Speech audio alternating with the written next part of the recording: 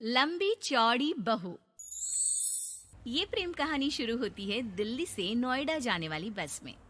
जिस बस में सवारी कर रहा होता है पराग और उस बस की कंडक्टर होती है अनुराधा। ओके, टिकट दिखाओ, टिकट टिकट। चाचा का प्लेन नहीं चल रहा है यहाँ तेरा, जिसमें फ्री में सवारी कर रहा है। हिसाब देना होता है हम लोगों को, सरकार को। निकाल पैसे, चल।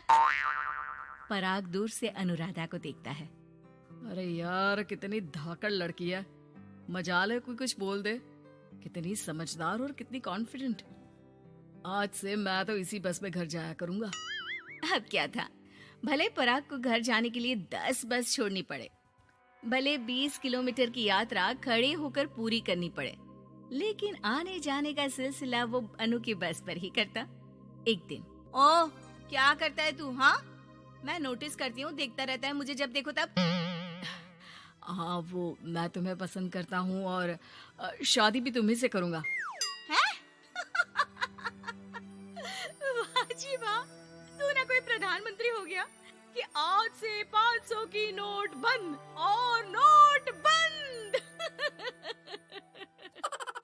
नाजिना, इतनी तो नहीं चलती, लेकिन हाँ, तुम्हें प्यार करता हूँ। तुम्हें कोई प्रॉब्लम नहीं होने दूंगा, ये वादा करता हूँ। हाय देखिए अपनी, मेरे लिए कोई ऐसा लड़का चाहिए जो मेरी तरह लंबा चौड़ा हो। अरे जोड़ी भी तभी अच्छी लगती है। जरूरी नहीं है, जो आपको खुश रखे, आपकी इमोशंस को समझे और आपसे बहुत सारा प्यार करे, जोड़ी तो उसी के साथ अच्छी लगती है। फिर क्या था, हीरोइन को हीरो से प्यार हो जाता है और दोनों शादी कर लेते हैं। शादी के बाद देख, अब तो इस घर की बहू है। अगर समझ गई है तो ये कंडक्टर वाली ड्रेस पहनकर घर से निकलने की जरूरत नहीं है। पराग अच्छा कमाता है तो तेरी नौकरी की भी जरूरत नहीं है हम लोगों को। अरे कैसी बात कर रही है माँ जी? यूँ कोई सरकारी नौकरी छोड़ता है क्या? और जब मेरी नौकरी लगी थी, मेरी अम्मा कितनी खुश हुई थी पता है? मैं तो नौकरी करूंगी।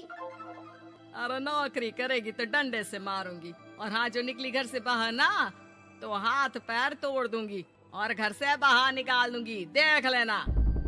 अनु को समझ में नहीं आता कि वो सास को कैसे समझाए कि सरकारी नौकरी लगना आसान बात नहीं होती, और उसने इस नौकरी को पाने के लिए कितनी हार्ड वर्क की थी। रात को अनु पराग से बात करती है। देखो पराग, मैं नौकरी करना चाहती हूँ। मुझे नहीं पता था कि तुम्हारी माँ को मेरी नौकरी से प्रॉब्लम होगी, वरना। ऐसी बात नहीं है, मैं माँ को समझाता हूँ। अगले रोज, देखो माँ, महंगाई का जमाना है और मेरी प्राइवेट नौकरी है। आज है कल का पता नहीं। वैसे भी अनु की सैलरी मेरी सैलरी के बराबर है। अगर ये भी नौकरी करेगी तो हम लोगों को जिंदगी जीने में आसान हो जाएगी ना। सास को बेटे की बात समझ में आती है और वो अनु की नौकरी के लिए मान जाती है। अगले रोज, बेटा, बहू, तुम लोगों को लेकर मुझे कुल देवी के दर्शन के लिए जाना है, तो रविवार को दोनों सुबह ही तैयार हो जाना। अगले रोज दोनों तैयार हो जाते हैं और कुल देवी के मंदिर पहुंच जाते हैं। क्या संतोषी बहन, ये कैसी बहू ले आई हो। बहू बेटा लग रही है और बेटा बहू। अरे कोई पहलवानी लड़ानी थी क्या, जो इतनी लंबी चौड़ी बहू ले आई? अब क्या बताए पंडित जी, जो बेटे ने पसंद किया हमने उसे हाँ कर दी। अब बेटा जाने और उसका परिवार। और ये तो बस कंडक्टर की नौकरी करती है, इंटरस्टेट। और सच्ची, वाह वाह वाह, यह तो बड़ी बात है संतोषी। तुम तो किस्मत वाली निकली जो सरकारी नौकरी की बहू ले आई। यह तो वही बात हो गई कि घी के लड्डू का कोई शेप थोड़ी ना देखता है तो घी का लड्डू ही। सास को बहू की तारीफ सुनकर बिल्कुल अच्छा नहीं लगता। वो जल्दी से पूजा पाठ करवा कर उन लोगों को घर ले आती है। एक रोज, संतोषी बहन, तुम लोगों का घर बड़ा अजीब सा लगता है। भाई साहब बहन जी, और बहन जी भाई साहब जैसी। अरे बस किया कर, सरकारी नौकरी देखी तो हाँ बोल दिया, और इतना भी क्या, पैसे की चिंता। चलती हूँ, खाना बनाना है। क्यों, बहू नहीं बनाती क्या खाना? अरे नहीं, वो तो नौकरी करने जाती है ना, तो उसके आने से पहले खाना बना देना पड़ता है, वरना पता है ना आजकल की लड़कियों की ज़बान कितनी लंबी होती है। तेरी बहू की तो कुर्सी तोड़ने वाली नौकरी है, यहाँ बैठती है जैसे उठकर ऑफिस में बैठ जाती है, फिर क्यों थक जाती है कि खाना भी नहीं बना पाती।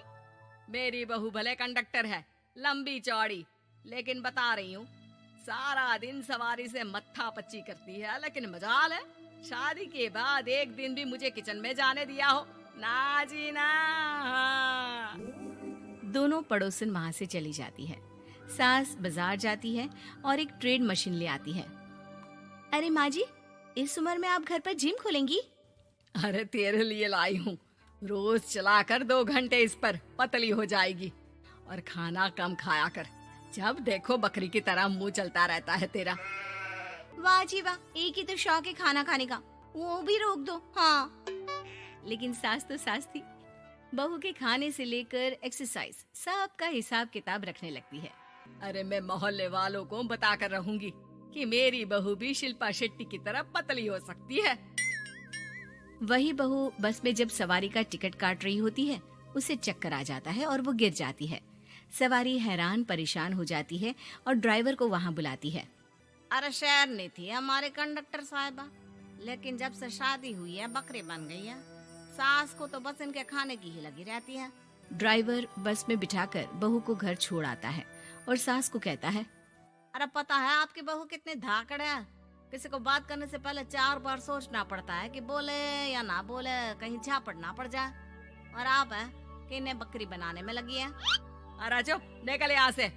मेरी बहू है, मैं इसे बकरी बनाऊं या फिर गीदड़, तुम्हें क्या पता लोग कैसा मजाक उड़ाते हैं कि बहू इनकी बस की कंडक्टर है। बोलो मुझे कैसा लगता होगा? अरे काम तो काम होता है माँ जी, वो छोटा या बड़ा नहीं होता। खैर जैसी आपकी मर्जी, चलता हूँ मैं, नमस्ते। ड्राइवर वहाँ से चला जाता है। बहू ठीक हो जाती है। एक बार आधी रात को कोई संतोषी का दरवाजा खटखटाता है। अरे इतनी रात में कौन आ गया? मेरा घर है, कोई पुलिस स्टेशन की घंटी नहीं जो बजाए जा रहे हो। खोल रही हो दरवाजा। जैसे ही दरवाजा खुलता है, सामने वही पड़ोसन खड़ी होती है जो अनु की कुछ दिन पहले बुराई कर रही थी। मेरी बहू के पेट में दर्द हो रहा है, उसे जल्दी अस्पताल पहुंचाना जरूरी है। हाँ तो पहुंचाओ, और जल्दी लड्डू के साथ खुशखबरी भी सुना देना। हाँ, काहे हमारा दरवाजा पीट रही हो? अरे सुनो तो, अपनी बहू से कहो ना कि सरकारी बस को थोड़ी देर के लिए दरवाजे बुला ले। क्या है ना, कोई साधन नहीं है अस्पताल ले जाने के लिए। सास अनु को कहती है और अनु बस को बुलाकर पड़ोस वालों की मदद करती है, जिसके बाद पूरे मोहल्ले में अनु की तारीफ होने लगती है। सच में लंबी चौड़ी बहू के साथ साथ लंबा चौड़ा दिल भी है बहू का।